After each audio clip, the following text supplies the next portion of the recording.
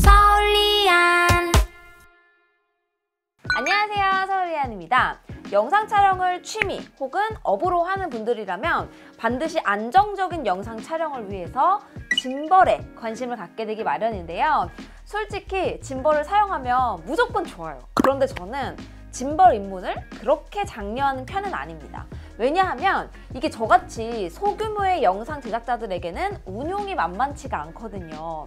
오히려 실내에서 좀 더 안정적으로 사용할 수 있는 슬라이더가 좀 더 유리한 경우도 많고, 또 대다수는 사용 빈도도 이게 더 높을걸요?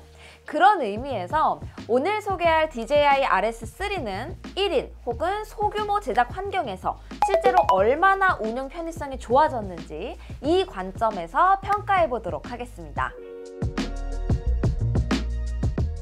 이번에 소개되는 DJI 짐벌은 RS3 그리고 RS3 프로 총 두 가지인데요. 이전에 원핸드 짐벌 라인업이 RS2와 RSC2였던 것과는 좀 다르게 올해부터는 네이밍 체계를 변경하는 것으로 보입니다. 결국 기존 컴팩트 버전이었던 RSC2의 후속 모델이 RS3 그리고 기존 RS2의 후속이 RS3 프로로 변경이 됐어요. 저는 RS3에 FX3 그리고 얼마 전에 새롭게 출시된 2470GM2 렌즈를 거의 고정으로 두고 사용을 했는데요. 여기에 함께 사용할 포커스 모터 모듈과 이미지 전송 모듈까지 사용하는 걸 염두에 두면 페이로드 3kg으로 운영하기에 딱 적정선으로 보여집니다. 실험 삼아서 FX6에 2470GM2 렌즈를 올려보려고 했는데 무게는 여유가 있어요. 근데 축간거리가 좀 짧아서 실사용 측면에서는 거의 불가능하다고 보면 될 것 같습니다. RS2에서 FX6나 C200 혹은 레드 코모도 사용을 했으니까 RS3 구입하시면 큰일 나요. RS3는 RSC2 후속인 거 꼭 기억하셔야 됩니다.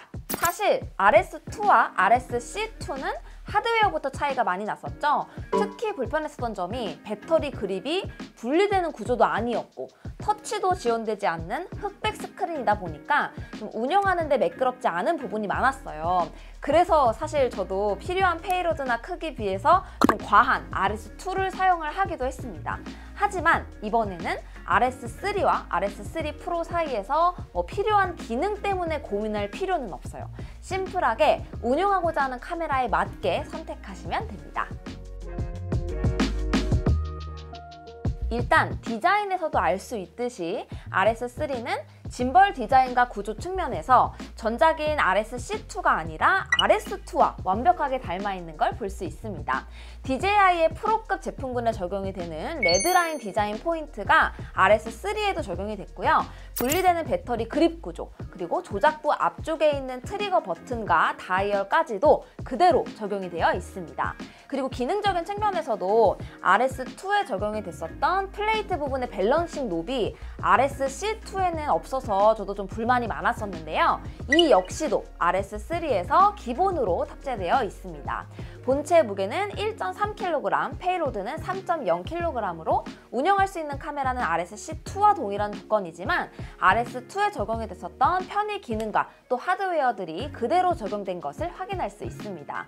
그리고 여기에 3세대 제품답게 새롭게 추가된 기능들이 있어요. 이번에 가장 큰 차별점이라면 저는 자동축 고정 기능을 들고 싶은데요. 이제 전원 버튼을 꾹 누르면 고정되어 있던 축이 풀리고 자동으로 사용할 준비가 완료됩니다. 반대로 전원을 끄면 이동하기 쉽게 축이 자동으로 접히면서 고정이 돼요. 기존에는 3개의 축을 모두 풀어서 촬영 준비를 해줘야 했던 것에 비하면 짐벌 촬영을 시작하기까지 소요되는 시간이 말도 못하게 단축이 되죠. 이것뿐만 아니라 사용을 해보면 전원 온오프보다 촬영 중간중간 슬립 모드에 들어갈 때 오토락 기능이 더 편하게 느껴지는데요.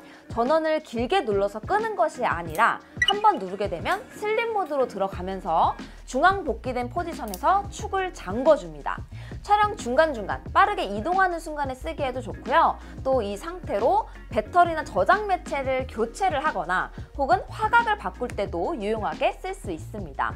짐벌 운영이 어려운 이유는 촬영 중에 있는 것이 아니라 사실 사용 전 준비 과정 그리고 사용 후의 관리 이런 어려움이잖아요.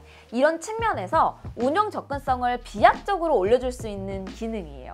그래서 이게 처음에는 알아서 고정 레버가 움직이는 게 좀 신기하다는 느낌을 받는데 사용하면서는 이것 때문에 다른 짐벌은 쓰기가 힘들겠다는 생각이 들 정도로 유용합니다. 그리고 그러다 보니까 굉장히 빠르게 적응해서 사용하게 돼요. 이번에 터치 가능한 1.8인치 OLED 스크린이 들어가면서 메뉴에 접근하고 설정하는 게 편해졌습니다. 사실 짐벌이라는 기기 특성상 펜 팔로우 혹은 펜 앤 틸트 팔로우에 대한 설정은 바꾸기 편한 걸로는 부족하죠. 그냥 사실 눈 감고도 상황에 맞게 바로바로 적용을 할 수 있어야 돼요. 그래서 왼쪽에 3개의 모드를 바로 바꿀 수 있는 물리 스위치가 탑재되었습니다. 사실 펜 앤 틸트 팔로우나 펜 팔로우 같은 경우는 취향이 아니라 짐벌을 사용하는 거의 모든 유저가 가장 많이 쓰는 2개의 모드이기 때문에 고정적으로 할당이 되어 있고요. 가장 아래 FPV 스위치 부분은 유저가 원하는 세팅으로 설정을 해두면 그 모드로 동작하게 돼요. 저는 FPV보다는 틸트 팔로우로 두고 사용을 했는데요. 피사체를 따라가거나 멀어지는 장면을 촬영을 할 때 패닝 없이 바닥에서 위를 바라보거나 하늘에서 피사체를 바라보도록 하기 위해서 사용을 하는데, 이때 틸트 팔로우를 쓰면 크게 주의할 필요 없이 틸트 속도만 조절을 하면 돼서 아주 잘 써먹고 있습니다.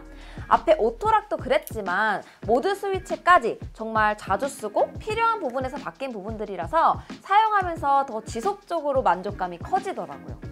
다음으로 엄청 반가운 부분이죠. 짐벌의 블루투스 통신 모듈이 포함되어 있습니다. 기존에는 카메라를 짐벌에서 컨트롤을 하려면 별도의 케이블을 카메라와 짐벌 사이에 연결을 해줘야 짐벌에 있는 녹화 버튼도 사용을 할 수 있고 다이얼을 통해서 조리개나 셔터 스피드 같은 주요 설정 값들도 바꿀 수 있었거든요. 그런데 솔직히 처음에 샀을 때만 좀 신기해서 연결해서 써보지 누가 이걸 매번 케이블을 연결을 하겠어요. 그냥 그립에서 잠깐 한 손을 떼서 카메라에서 조작을 하죠.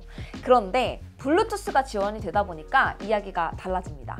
딱 한 번만 페어링을 해주면 그 다음부터는 카메라와 짐벌 전원만 키면 바로 인식을 해서 자동으로 연결이 돼요. 그래서 바로 녹화 버튼도 사용할 수 있게 됩니다. 별다른 노력 없이 쓸 수 있다는 측면에서 이제서야 짐벌 기능들을 온전히 쓸 준비가 되었다고 말할 수 있을 것 같아요. 제가 사용해본 세팅을 먼저 보여드릴게요. 카메라는 FX3에서 탑핸드를 제거하고 사용을 했습니다. 렌즈는 2470GM2를 사용했는데요. 확실히 이번에 사이즈와 무게가 많이 줄어들어서 화각을 바꾸는데도 밸런스 조절 크게 신경 안 쓰고 사용할 만했어요. 그리고 짐벌은 거의 야외에서 사용을 하기 때문에 ND 필터도 거의 북박이로 붙여두고 밸런스를 맞춰서 씁니다. 카메라 사이즈나 무게 그리고 활용할 수 있는 화각까지 촬영 중간에 거의 변경 없이 거의 모든 야외 촬영에 대응할 수 있을 정도로 밸런스가 좋은 조합이라고 느꼈어요. 여기에 웅장한 느낌을 주기 위해서 초광각 렌즈를 추가로 활용할 수 있을 것 같은데, 저는 거의 대부분 피사체가 있거나 제품 촬영이 많기 때문에 표준줌 화각만으로도 거의 다 소화할 수 있었습니다. 여기서 제가 이것저것 사용을 해보다가 사용하기 좀 수월했던 세팅이 있어서 추가로 소개해 드릴게요. RS3 콤보 패키지에는 포커스 모터가 포함이 되어 있거든요. 그런데 솔직히 1인 오퍼레이션에서 제가 수동으로 포커스까지 맞추는 건 도저히 여력이 안 되고, 또 소니 AF가 워낙 좋기도 하니까 굳이 내가 해야 되나 싶은 생각도 있거든요. 그렇다고 한다면 포커스 모터가 너무 아깝잖아요. 그래서 저는 이걸 포커스 링이 아니라 줌링에 사용을 해봤습니다. 이게 다른 렌즈에 모두 적용이 되는 것은 아니에요. 이번에 소니 2470GM2 렌즈는 줌링이 돌아가는 무게감을 선택을 할 수가 있게 되어 있거든요. 그런데 여기서 소프트로 세팅할 경우에는 그냥 다른 렌즈랑 비슷해지는 게 아니라 엄청나게 가볍게 돌아가요. 이 정도면 작은 포커스 모터로도 돌릴 수 있지 않을까 싶어서 직접 설치를 해봤고요. 짐벌 전면 다이얼을 포커스 모터 조작으로 바꿔주고 마지막으로 포커스 모터 움직이는 엔드 포인트를 잡아주면 끝입니다. 제가 딱 코가 나오는 거에 중간쯤 되는 50mm 기준으로 밸런스를 맞췄는데요. 짐벌 힘이 워낙 좋아서 2470 전 구간에서 살짝 틸트 균형이 틀어지긴 하지만 안정화 동작에 무리가 가지 않는 수준으로 측정이 됩니다. 실제로도 양끝 화각에서만 캘리브레이션을 해주면 차이를 느끼지 못할 정도로 안정적이에요. 짐벌에서 다양한 화각 연출에는 정말 시간이 너무 많이 들어서 한계가 있기 마련인데 적어도 표준준 범위 내에서는 짧은 시간 내에 다양한 컷을 마구 뽑아낼 수 있었습니다.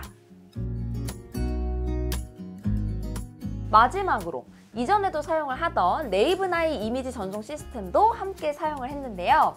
일단 이미지 모니터링 측면에서만 봐도 상당히 유용하긴 합니다.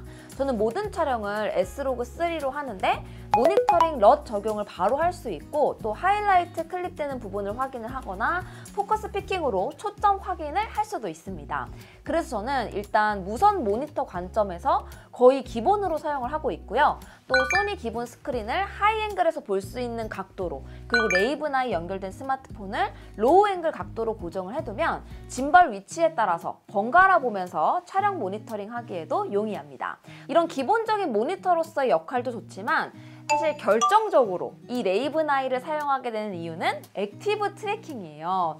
완전히 내가 프레이밍을 하면서 촬영하는 것이 베스트긴 하지만 예를 들면 자전거 주행하는 장면을 촬영을 해요. 그런데 그 속도에 맞춰서 찍으려면 내가 직접 뛰는 거 말고는 다른 방법이 없을 때가 있잖아요. 그러면 그때 모니터를 보면서 뒷걸음질을 치거나 옆으로도 뛸 여유가 거의 없죠. 그냥 최선을 다해 튀는 수밖에 없어요. 그럴 때 액티브 트래킹으로 피사체를 추적할 수 있게 걸어주면 RS3는 피사체가 화면 안에 들어오게 부드럽게 이동하는 역할을 해주고 당연히 그 피사체의 초점은 소니가 알아서 맞춰주고 저는 가급적 위아래로 흔들리지 않게 주의를 하면서 열심히 뛰면 되는 거예요. 물론 촬영자가 2인 이상이면 포스 모바일을 이용을 하거나 아니면 별도의 조이스틱으로 프레이밍만 담당하는 촬영자를 둘 수도 있지만 혼자 카메라를 잡아야 할 때는 짐벌 촬영은 애초에 이동이 많다 보니까 진짜 이거 엄청 유용합니다. 그리고 나란히 평행으로 달리는 경우에도 이동 중에 만나는 장애물 정도는 알아서 잘 걸러주고요. 다시 화면에 나타나면 트랙을 시작하고 마치 그 DJI 드론처럼 생각보다 스마트하게 잘 맞춰주기 때문에 여러모로 편리하더라고요. 도입에서도 말을 했지만 짐벌을 운영한다는 게 애초에 쉬운 일이 아니에요. 그럼에도 불구하고 짐벌을 썼을 때 그냥 손각대로 촬영할 수 없는 결과물이 나오기 때문에 이 짐벌을 쓴다는 건 애초에 결과물만을 위해서 운용의 어려움을 감내하는 과정이라고 생각합니다. 그런 의미에서 오늘 이 RS3가 편하게 짐벌을 쓴다. 이건 완전 아니고요. 다만 전작보다 그리고 시장에 있는 많은 다른 경쟁 모델보다 짐벌 촬영을 위한 준비와 관리 과정에 소요되는 시간을 줄여주고 보다 촬영에 더 많은 시간을 쏟게 해준다는 정도로 생각을 하셔야 됩니다. 특히 자주 사용하고 불편했던 부분 위주의 변화가 많아서 이번 리뉴얼이 더 의미가 있지 않았나 싶어요. 저도 짧은 시간 써본 거라서 궁금한 점, 테스트해보고 싶은 것들 많이 알려주시면 제가 더 써보고 함께 영상으로 알려드리도록 하겠습니다. 그럼 저는 다음 영상에서 또 인사드릴게요. 안녕히 계세요. 끝! 근데 촬영을 하면 할수록 진짜 촬영 감독님들 대단하신 것 같아요. 최고! 운동부터 할게요. 화이팅!